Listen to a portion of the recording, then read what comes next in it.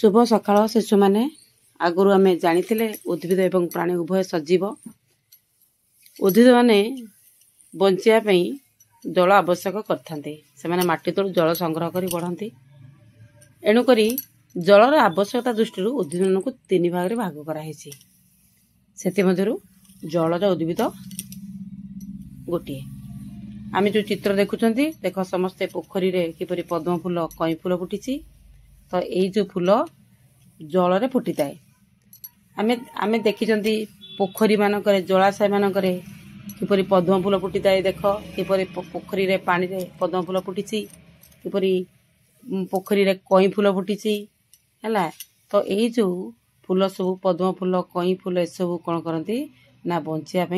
अधिक जल आवश्यक करती ए पोखरी देख नेली ये सब नेली उद्भिद पोखरी रे बोर झांझी दल चिंगुड़िया दल नागदल एपरी अनेक प्रकार पानी सिंगड़ा इत्यादि अनेक प्रकार जलज उद्भिद आमको आम देखी एसबू उद्भिद बढ़िया अधिक जल आवश्यक करते अधिक जल ना एमाने बढ़ी पारे ना एसब उद्भिद को जलज कहुए तेरे आम जानले जे जो उद्भिद माने बंचिया अधिक जल आवश्यक करती से उद्भिद मानक जलज उद्भिद कहुए। धन्यवाद।